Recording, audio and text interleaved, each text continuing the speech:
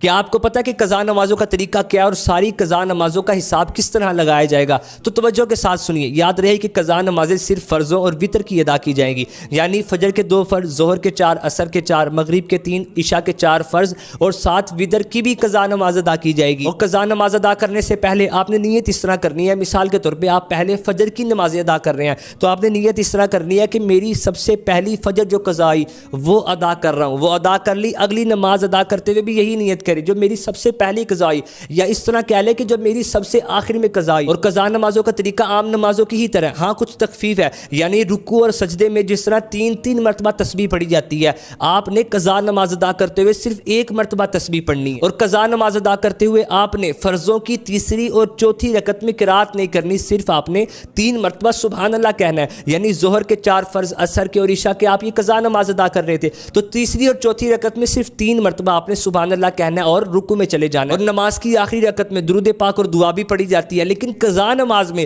آپ نے التحیات کے بعد صرف اللہم صلی علی محمد کہہ کر سلام پھیر لینا ہے. اور ایک تخفیف یہ بھی ہے کہ وتر کی تیسری رکعت میں قرات کرنے کے بعد تکبیر قنوت اور دعائے قنوت بھی پڑھی جاتی ہے، لیکن قضا نماز ادا کرتے ہوئے آپ نے دعائے قنوت مکمل نہیں پڑھنی، صرف 3 مرتبہ اللہم اغفر لی کہہ کر آپ نے رکوع میں چلے جانا ہے. اب قضا نمازوں کا حساب کس طرح لگانا ہے؟ اپنے ذہن میں سوچیں کہ کتنے عرصے کی میری نمازیں رہتی ہیں جو میں نے ادا کرنی ہے، تو ان کو ادا کرنا شروع کریں. اگر آپ کو یاد نہیں آتا تو یہ تو یاد ہوگا کہ کس عمر میں آپ بالغ ہوئے، اس کے بعد کتنے عرصے تک آپ نے نمازیں نہیں پڑھی، یا پڑھی تو ہے لیکن صحیح طریقے سے ادا نہیں کر سکے، تو ان نمازوں کو ادا کریں. اگر یہ بھی یاد نہیں کہ کس عمر میں بالغ ہوا، تو پھر لڑکا 12 سال کی عمر سے اور لڑکی احتیاطاً 9 سال کی عمر سے حساب لگائے اور پھر نمازیں ادا کرنا شروع کریں. مثال کے طور پہ آپ نے حساب لگایا تو 300 فجر کی، 300 ظہر، 300 عصر، مغرب، عشاء اور وتر، یہ نمازیں آپ کے سامنے آئی. تو جس طرح آپ کو بہتر لگتا ہے اس طرح ادا کریں. بہترین طریقہ یہ ہے کہ پہلے فجر کی ادا کر لیں،